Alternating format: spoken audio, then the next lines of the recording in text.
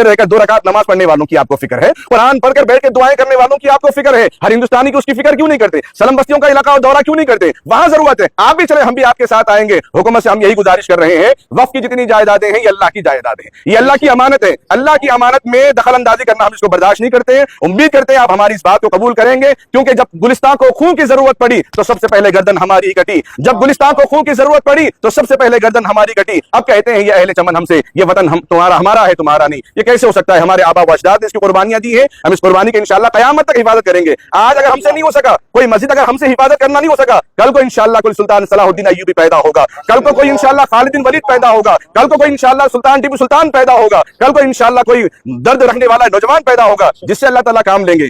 बिस्मिल्लाहिर्रहमानिर्रहीम।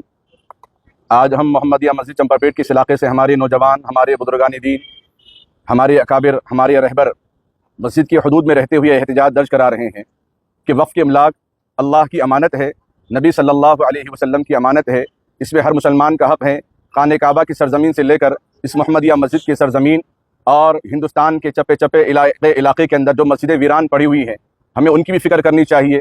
उम्मत मुस्लिमा को हम इस मस्जिद के ज़रिए और इस मीडिया के ज़रिए पैगाम देना चाहते हैं कि जो जायदादें जो जहाँ जहाँ जो वीरान पड़ी हुई हैं, मस्जिद की शक्ल में, दरगाहों की शक्ल में, इबादत गाहों की शक्ल में या किसी भी पुरानी इमारत की शक्ल में, उन चीज़ों की हिफाजत करना हमारे ज़िम्मेदारी है, हमारा आइन फ़र्ज़ है।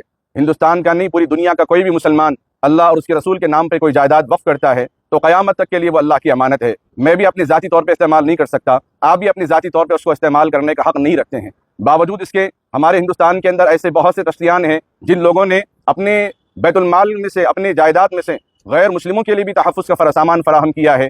ये मुसलमान हिंदुस्तान का न सिर्फ अपने मुसलमानों का ख्याल करता है, ऐसे बहुत सारे वाक़यात हैं जब जब हिंदुस्तान के अंदर हालात आए हैं, मंदिर के अंदर कीचड़ पड़ा हुआ है, साफ़ करने के लिए हमारे मुसलमान व नौजवान वहाँ पर भी तशरीफ़ ले गए हैं। मज़हब मिल्लत का नाम लिए बगैर कौम मिल्लत के काम करने वाली वो मुसलमान जो मुल्क के लिए अमन साबित होते हैं, पूरी दुनिया के अंदर मुसलमान अमन के नाम से पहचाने जाते हैं। लेकिन तरह तरह से इस मौके पर हम देख रहे हैं हमारे हिंदुस्तान के अंदर जब से हुकूमतें बदल रही हैं, लोगों के ख्यालात बदल रहे हैं, लोगों के जज्बात बदल रहे हैं, उनके नज़रियात बदल रहे हैं कि वो मुसलमान जो अपने घरों में 30-30 साल तक गैर मुस्लिमों को अपने घरों में किराए के तौर पे रखे थे, कभी लड़ाई झगड़ा नहीं हुआ। कल ही मैं मोहन राव से, एक अंकल है हमारे, उनसे मुलाकात करके आया, वो खुद मुझे बता रहे थे अपने बचपन के हालात, 30 साल तक मैं आपके घर में किराए से रहा, उसके बाद मकान बना के बाहर निकला हूँ। ऐसे बहुत सारे वाक़यात हैं हिंदुस्तान के अंदर। ये हमारी सियासत और ये हमारा हुकूमती निज़ाम मुसलमान और हिंदुस्तानी को कहाँ लेकर जा रहा है, जहाँ मुसलमान हिंदू एक साथ सफर करने में कोई परेशानी नहीं होती थी, लेकिन आज नजरें मिलाकर उनको दिखाया जा रहा है कि तुम फला जमात के हो, हम फला जमात के हैं। मुसलमानों ने कभी ये पैगाम नहीं दिया है। तो जरूरत इस बात की है कि कुरान की तहरीफ को हम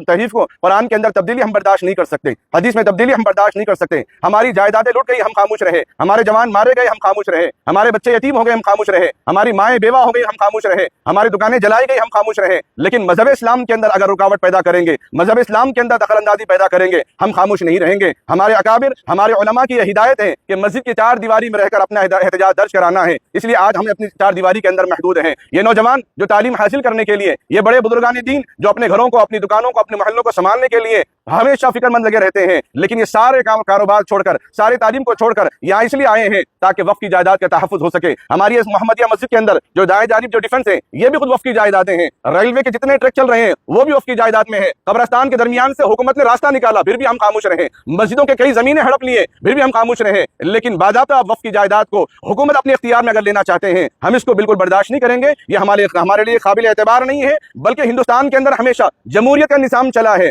मेजॉरिटी पे नहीं देखा गया, अकलियत पे नहीं देखा गया, अक्सरियत पे नहीं देखा गया। अगर सिख तबका कम है तो फिर भी उनको मजहबी आज़ादी दी जाती है, उनको उनकी जायदाद की आज़ादी दी जाती है उनकी इबादत के लिए, और मुसलमान को भी इसका हक है। कल के दिन अगर सिख पे बारी आएगी तब भी हम खामोश नहीं रहेंगे, हिंदुओं पे अगर कोई आंच आए तब भी हम खामोश नहीं रहेंगे, इसलिए कि हमारे आबा व अजदाद ने जमहूरियत का निज़ाम इसी तरीके से हमको सिखाया है। हिंदुस्तान में हर फर्द बशर, हर रहने वाला, हर बसने वाला शहरी, उसके जान, माल, इज्जत, आबरू, तहफ़्फ़ुज़ की जिम्मेदारी हर हिंदुस्तानी की है। लिहाजा हुकूमत अपना नजरिया बदले, हुकूमत अपना इरादे बदले। वो 10 साल से पहले प्लानिंग करके मुसलमानों को नए अंदाज में परेशान करने की कोशिश कर रही है। ईद के मौके पर परेशान करना, दीगर मौके पर मुसलमानों के मसाइल को उठाकर परेशान करना। अरे ईद के दिन कोई कर्जदार किसी कर्जदार को फोन करके नहीं पूछता, अरे आप मुझे कर्जा देना है, आपको कैसे गवारा, आपकी गैरत कैसे गवारा करी। ईद के महीने, मुकद्दस रमजान के महीने में वक्फ जायदाद को उठाकर लोगों को अपनी ईद से निकालकर, अपने घरों से निकालकर इस परेशान कुन माहौल में रोडों पे लाकर खड़ा करने की आप कोशिश कर रहे हैं। हम रोडों पे आना नहीं चाहते, हम धरना नहीं चाहते, लेकिन आप हमें मजबूर कर रहे हैं, कलम उठाने पर मजबूर कर रहे हैं, आवाज उठाने पर मजबूर कर रहे हैं, एहतजाज करने पर मजबूर कर रहे हैं। ये वो कौम है, अगर बाहर किनारे पर 2 रकात नमाज पढ़ती है तो पहले जमीन को पाक व साफ करती है, उसके बाद नमाज पढ़ती है। ये वो कौम है,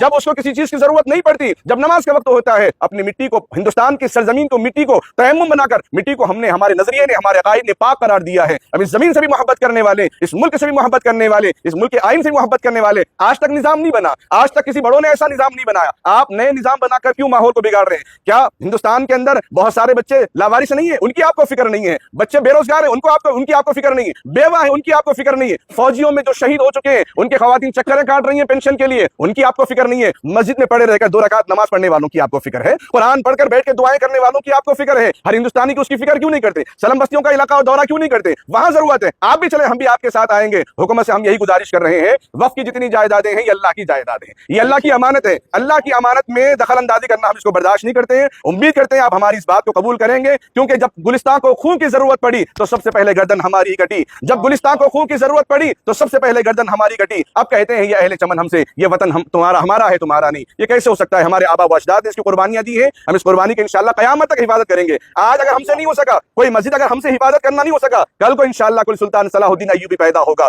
कल को कोई इंशाअल्लाह खालिद बिन वलीद पैदा होगा, कल को कोई इंशाअल्लाह सुल्तान टीपू सुल्तान पैदा होगा, कल को इंशाअल्लाह कोई दर्द रखने वाला नौजवान पैदा होगा जिससे अल्लाह ताला काम लेंगे। अरे हमारी जरूरत नहीं अल्लाह को काम करने के लिए। अगर पूरी जमीन पर इंसाफ बेइंसाफी अगर की जाएगी, अल्लाह अगर बर्दाश्त नहीं करते हैं, लोगों को पसंद नहीं करते, अल्लाह ताला अबाबिल के जरिए से काम लेते हैं अपने घरों की हिफाजत के लिए। अबाबिल का वाकया, अबाबिल का वाकया आपको याद रखना चाहिए। यहूद इस तारीख से वाबस्ता है, ईसाई इस तारीख से वाबस्ता है। हुकूमत हिंदुस्तान की हुकूमत के निजाम चलाने वालों से मैं गुजारिश करता हूँ, अलम तरा कैफ फ़अल रब्बुका बिअस्हाबिल फील, ये 3वें पारे की आखिरी सूरह की आयतों में से है। उसको आप पढ़िए, उसको आप समझिए। जो अल्लाह की जायदाद में हाथ डालेगा, अल्लाह ताला इंसानों से काम नहीं लेगा, वहां परिंदों से उनका फैसला करवाएंगे। क़यामत तक के लिए अल्लाह ताला ने अबराह को ज़िल्लत और रुसवाई कर दिया है। इसलिए मैं गुजारिश करता हूँ कि इस मामले में वो दखल अंदाजी न करें।